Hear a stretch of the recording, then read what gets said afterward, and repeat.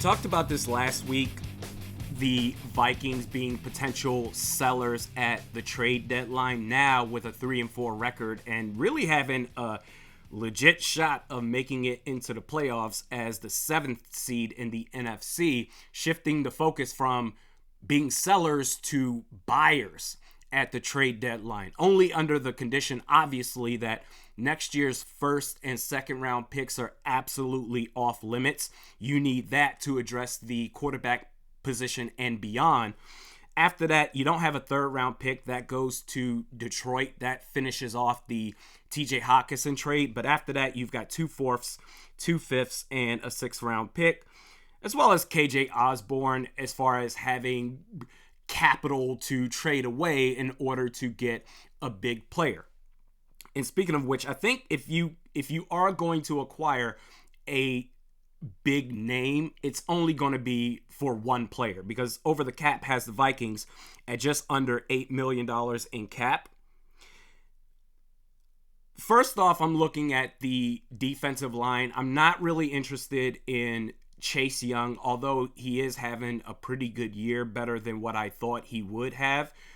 But I think DJ Wonnum has done enough to warrant being the starter opposite of Danielle Hunter. You need to see what you have with him, because quite honestly, Chase Young, coming out of Ohio State, drafted very high.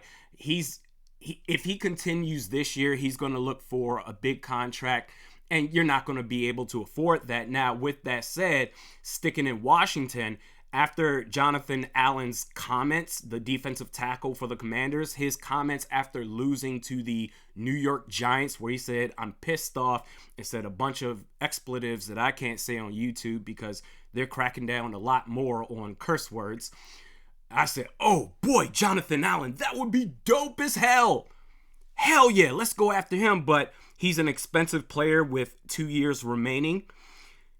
On the interior defensive line, I'm looking at one player. And really, to set this up, if you're going to trade for a player in the Vikings situation, I feel like they can only trade for a player in a contract year, because you've got too many elephants in the room. Talked about TJ Hawkinson, those cap hits that's going to be coming up, Christian Darrisaw, those future hits, as well as Justin Jefferson, maybe even Danielle Hunter. You need to trade for a player in a contract year that you think is going to elevate this roster, because trading for a player in a contract year, you're not going to be responsible for future years' cap, even if it's void years, because that's money that's already been paid out to said player that's going to be on the shoulders of the original team. Trading for a player on a contract year, you're only responsible for the remaining salary. So by the trade deadline, you're responsible for 10/18 of the player's remaining salary. On the interior defensive line, the biggest name that you can trade for in that situation, I'm going to go with Leonard Williams, interior defensive lineman for the New York Giants. You need a boost in the trenches immediately. Sometimes you get flashes from Jalen Roy, Jonathan Bullard, maybe now and again Khyiris Tonga. Harrison Phillips has been okay, but not so much as a nose tackle.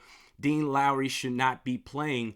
You need some sort of formidable presence with the 3 guys up front. And so far, you don't really have that. Leonard Williams gives you that. Make a big difference to where Jordan Hicks, as great of a year that he's having, doesn't have to work so hard because of the lack of pressure that the 3 guys aren't getting.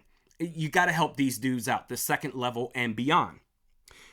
Leonard Williams, he gives you that. And the Vikings, if you were to trade for him by the trade deadline, the Vikings would be responsible for $10 million of his $18 million base salary.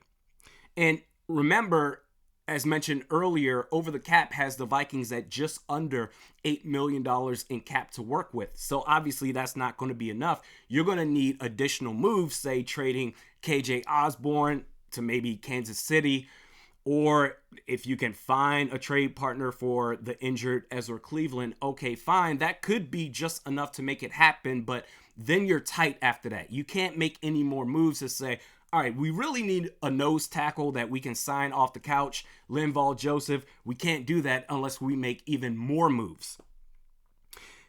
That's defensive line. And as far as the next position, the second position that I'm looking at, you look at the Vikings run game. And I talked about Cam Akers and how he deserves the opportunity to get touches as the RB1. Absolutely. Alexander Mattison, he ain't it. But to say that we're just going to go ahead and roll with Cam Akers and we're going to feel secure about that, that's a big risk. I think the biggest swing to help this team be as competitive as possible, whatever they're going to turn out to be in 2023, this is the move to make that happen. You look at the run game, the Vikings have the third worst rushing attack in the league. They're the only team without a rushing touchdown through the first 7 games. That's absolutely pathetic.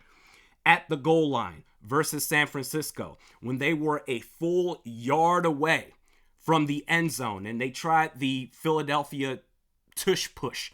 And I said in real time during the live stream, the offensive line has been nice, yes, but the offensive line isn't Philly's offensive line. To be a full yard away from the end zone is a far distance.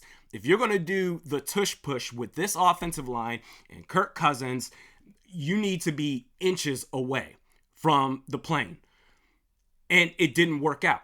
And the run game is not helping this passing game whatsoever. Against San Francisco, they did, but that's 1 out of 6 games. Or 1 out of 7 games. Excuse me. If you want to take a big swing and help this team out, be as competitive as possible, I'm going to say that you need to go ahead and trade for Derrick Henry. King Henry, running back from the Tennessee Titans. You want to talk about an instant game changer, the night and day difference that you would see having Derrick Henry out there on the field opposed to what you have been seeing from Alexander Mattison. It would be ridiculous. Just hand it, especially goal line situations where you feel like a full ass yard out. We can't rely on our running back, so we're going to try the tush push, even though it's a disadvantage for us in that situation. Just hand it off to this behemoth statue of a man and watch him break through the defense like the Kool-Aid man breaks through walls. And trading for him, yes, he will be a 2-down back, 3rd down passing situations. You would have to sub him out for a guy like Cam Akers. But even on 1st and 2nd downs, if you don't hand him the ball, you can still use him as a decoy. And quite frankly, Kevin O'Connell, if you're going, for the most part, you have been doing this. If you're going to call this putt-putt offense, run, pass, defense, who better to do it with than Derrick Henry as far as resources being available? And trading for him, you would be responsible by the trade deadline of $5.8 million off of the $10.5 million base salary he's owed in 2023. And that's fine.